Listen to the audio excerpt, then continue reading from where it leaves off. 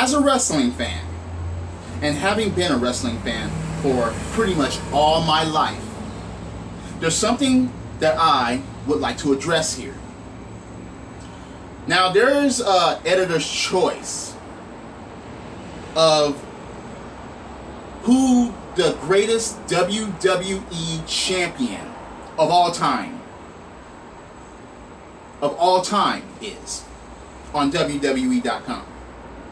Now, there were only 9 people that were named, and I will name them as these editors chose. First of all, you have obvious ones, and then you will notice my problem with this list as it goes along and as I finish it. You have Stone Cold Steve Austin, that's on this list. You have HBK, Shawn Michaels. You have Bret the Hitman Hart. You have Bruno Sammartino. You have the Olympic gold medalist, Kurt Angle. You have Triple H.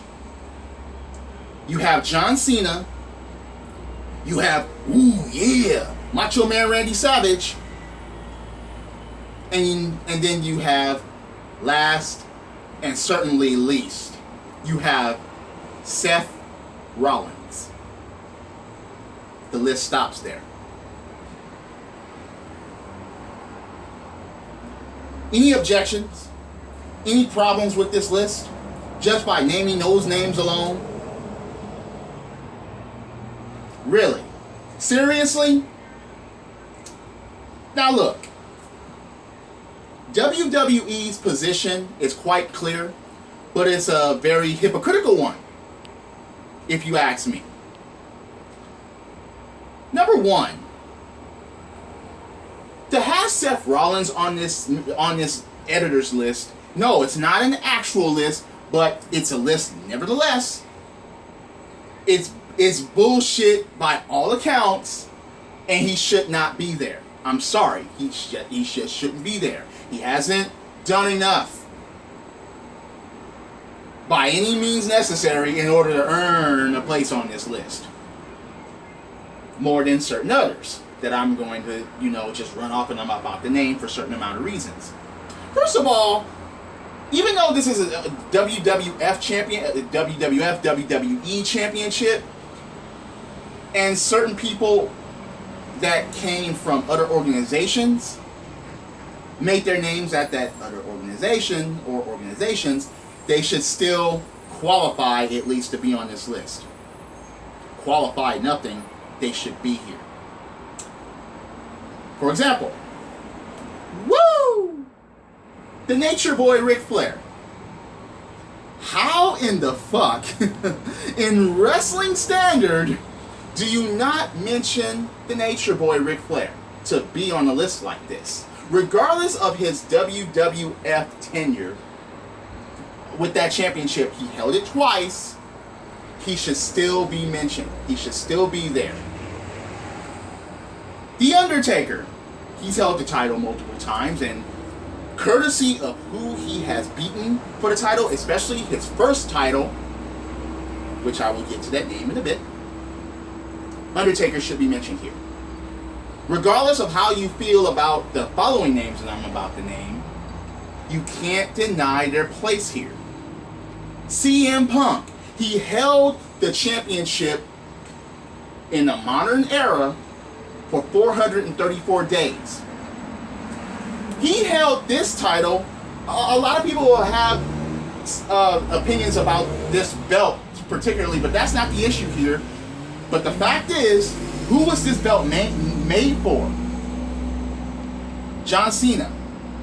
And CM Punk held it longer than he has on one reign. What does that tell you? You have superstars that I don't even like Randy Orton. Randy Orton, give or take, I don't like him, but he deserves to even be a mention. Especially since John Cena's on it. Randy Orton is one of the guys that in this generation has been along for a very long time and has held this. Oh yes, he held this too, but He held the WWE Championship many times and deserves at least a mention. So then you get to guys like Superstar Billy Graham, you get to Bob Backlund, and it's like, wait a second here. You have Seth Rollins here, but you don't have those two? Those two that paved the way to have wrestlers look and act like them, or paved the way for the generations to come. As far as wrestling being a household name. No Superstar Billy Graham, no Bob Backlund. So you even get the superstars like the Ultimate Warrior. Now the Ultimate Warrior didn't have all the good classic matches or anything like that, but as far as popularity, god damn it, he wasn't supposed to be a wrestler as far as doing specific submissions or specific holds. His name was the Ultimate Warrior. He came in and that was his basic style. That was his character. He did nothing wrong. He was marketed correctly as far as him being the champion. Well, he was supposed to be the champion in the 90s, and he made some mistakes, but still, he was a basic household name when it came to wrestling in the WWF. So then you get to someone like The Rock. Now look, I'm particularly not a big Rock fan or whatever, but you cannot deny his accomplishments with that championship. You just can't. I'm sorry. You can't ignore what he has done. And this is way before he had left. If he had stayed, you can imagine how many championships he would have now if he would have never left the WWE. Yokozuna. I believe he was the first heel to win the Royal Rumble and... we're not counting Ric Flair here as far as winning the Royal Rumble. I'm talking about win the Royal Rumble and go to WrestleMania, challenge for the championship, and win it. Yes, he coughed it up minutes later to an individual, a certain individual, but he went and beat that individual and held it for 9 months. Two-time WWF champion that is nowhere near to be on this list. That was dominant. That could get it done in the ring. That was convincing in the ring, and that deserves at least a mention. So now, we get to the meat of the situation. The center of it, the core. And if I know, look, I didn't even have to mention this name. Okay? Let's just get that out of the way. Unless you're a fucking total idiot, you would know and fully understand that Hulk Hogan should be on this list. Regardless of what scandals and what things that's going on with him right now in the social and social media and the impact of it all, doesn't matter here. The hypocrisy about the WWE right now is that they're trying to erase this man, or they have erased this man, from their total history when he is the one that brought that company up. Yes, it was him and Vince McMahon and the way they did all that shit, but let's face it, there are a lot of people in the WWE and in all of wrestling that was like, I want to be like him. They saw him, they were entertained by him, and they wanted to be him. He is the reason why a lot of people became wrestlers in the first place. He held that championship, and he carried the 80s. He was the first professional wrestler, as far as my knowledge, to be on the cover of Sports Illustrated magazine. Wrestling was mainstream because of him and him alone worldwide. Every time you mention WWF, Hulk Hogan, he was one of the names that came to mind. One of them, if not the name that came to mind. Yes, there are many names that followed him. Yes, there are many names that people grew up watching. But without Hulk Hogan paving that type of way, there would be no WWE as far as the standard of their worldwide social. They wouldn't be where they are today without Hulk Hogan. I'm sorry. If anybody disagrees with that, please comment below. I want to hear it, and I want to hear everything that I want to read every comment.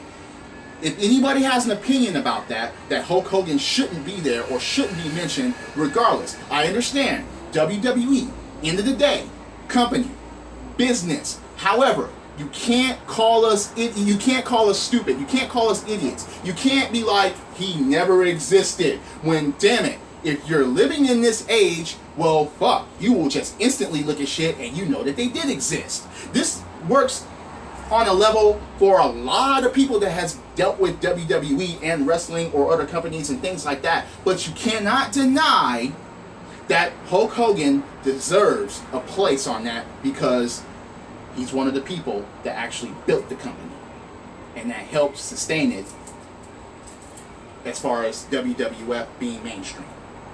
So I'm totally upset about that. I couldn't believe it. I mean, I could believe it, but nevertheless, I was just like, wait a minute here. They think that we're just totally stupid here? Now, a lot of people are like, oh, John Cena, oh, why? No. And certain people are agreeing that Seth Rollins should be on this list. And I don't think that he should. He hasn't done anything yet. So that's my thoughts and opinions on this.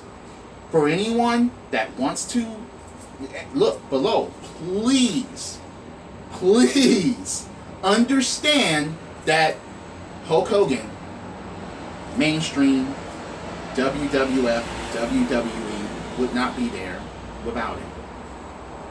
So, body slams, drop kicks, suplexes, backdrops, wrestling fans, wrestling in general. This is the theme. And I'll see you later. Credits.